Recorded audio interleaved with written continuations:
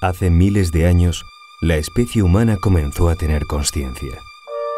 Desde ese momento, traspasar las fronteras de lo conocido, explorar los límites de la mente y de la naturaleza, ha sido el motor de nuestro desarrollo. ¿De dónde venimos? ¿A dónde vamos? ¿Cómo funciona todo lo que nos rodea? La curiosidad es el punto de partida para estas preguntas. Pero la curiosidad no es suficiente para obtener respuestas. A lo largo de la historia, la razón humana se ha ido sofisticando hasta el punto de llegar a dudar de sí misma. Esta duda nos ha permitido realizar descubrimientos que se han multiplicado en forma de aplicaciones y de tecnología. Pero la duda a la que sometemos nuestra razón necesita un método. Necesitamos experimentar para comparar lo que pensamos con los fenómenos que observamos en la naturaleza.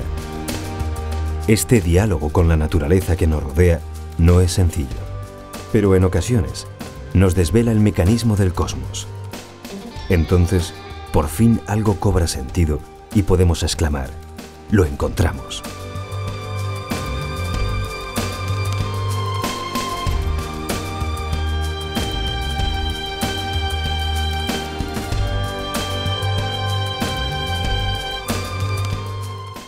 Los experimentos son una parte esencial de la descripción científica de la realidad. De la misma manera que un pintor, con su brocha y con el metalenguaje de la pintura, y su lienzo y sus colores, describe una escena o una emoción, el científico, con el metalenguaje de las matemáticas o con el metalenguaje de la algoritmia que pone en marcha en un ordenador, trata de describir a la naturaleza. El sueño del científico es describir un fenómeno, entender con la lógica, con la razón, con las matemáticas, entender un fenómeno y volverlo a repetir y volver a constatar que ese fenómeno es repetible. Los experimentos son absolutamente básicos. Una teoría no sirve de nada si no tiene ningún contacto con la realidad experimental u observacional. Una teoría no sirve de nada si esa teoría da lugar a predicciones que son falsas. Otra cosa que se puede hacer y que se admite es suponer que hay hechos extraordinariamente improbables en la historia del universo. Y esos hechos las teorías los admiten siempre y cuando estén acotados con probabilidades que no violan nunca lo que se observa.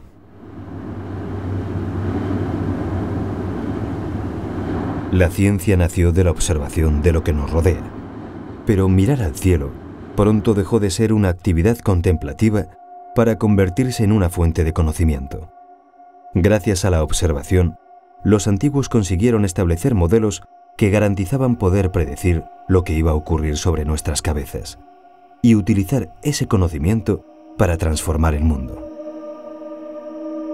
Las pirámides de Keops, Kefren y Mykerinos, erigidas durante el reinado de los reyes de la cuarta dinastía, constituyen un claro ejemplo.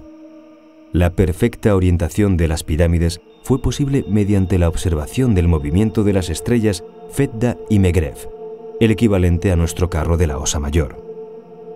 La prolongación de la línea de unión entre estas dos estrellas apuntaba hacia Zubán, el nombre de la estrella polar en aquella época. La precisa orientación cardinal de las pirámides de Egipto sigue siendo un tema de interés que nos remonta a uno de los momentos en la historia de la civilización en que la astronomía se puso al servicio de la cultura, en este caso de la arquitectura monumental.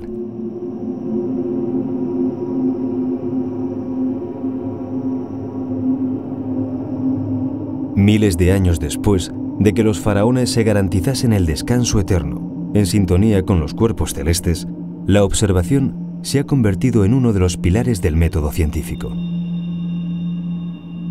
En 1929, el astrónomo Edwin Hubble miraba al cielo a través del potente telescopio de Monte Wilson. Observó que todas las galaxias parecían estar alejándose, lo que podía sugerir que retrocediendo en el tiempo, habrían estado mucho más cerca, incluso que en cierto momento todo el universo podría haber estado condensado en un solo punto.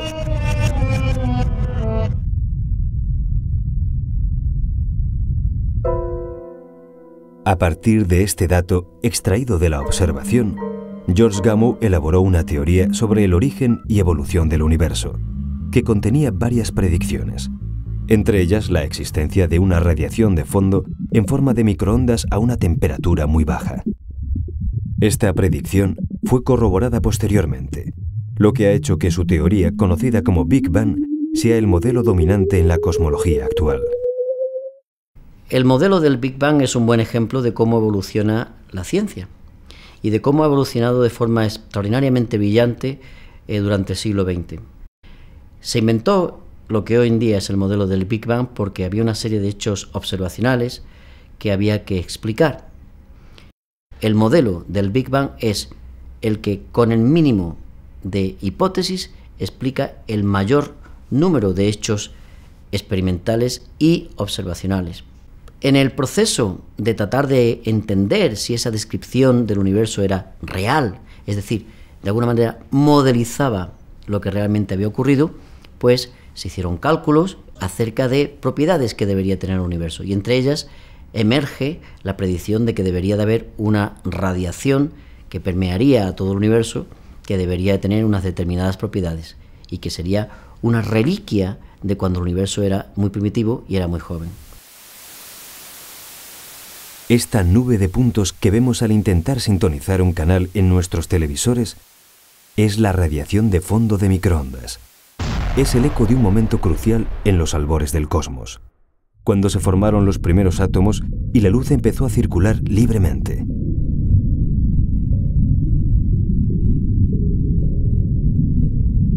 Esta imagen muestra el universo cuando apenas contaba con 300.000 años. Fue obtenida en 1992 por el satélite COBE, lanzado por la NASA para estudiar la radiación de fondo. Estudiando esta radiación, podemos desvelar cómo se produjo la aparición y evolución de las estrellas y las galaxias. Por eso se han lanzado satélites que estudian dicha radiación de forma tremendamente precisa, intentando descubrir diferencias de milésimas de grado en su temperatura que dan pistas sobre el nacimiento de la materia estelar. De hecho, ahora la observación cuenta con herramientas cada vez más complejas, capaces de dar datos cada vez más precisos.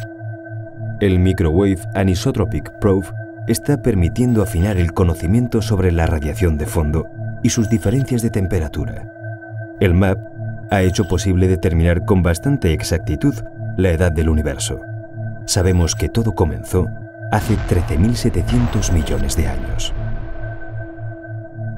No parece probable que podamos repetir el experimento del Big Bang, pero sí podemos ver los restos de aquella explosión, los jirones de tiempo rezagado, las pistas sobre cómo sucedió.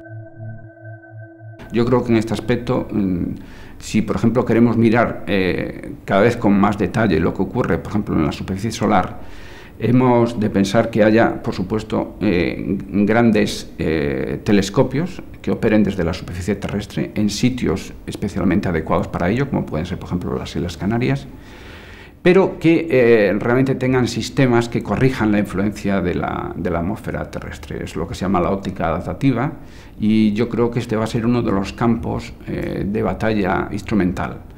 Por otro lado, sin duda, el tener cada vez mejores detectores en zonas del espectro que todavía, en fin, no se conocen con tanto detalle como la radiación visible, como pueden ser, por ejemplo, la radiación infrarroja, los rayos X, los rayos gamma. Todo este tipo de desarrollos en todas estas ventanas que tenemos para estudiar el Sol van a ser decisivas.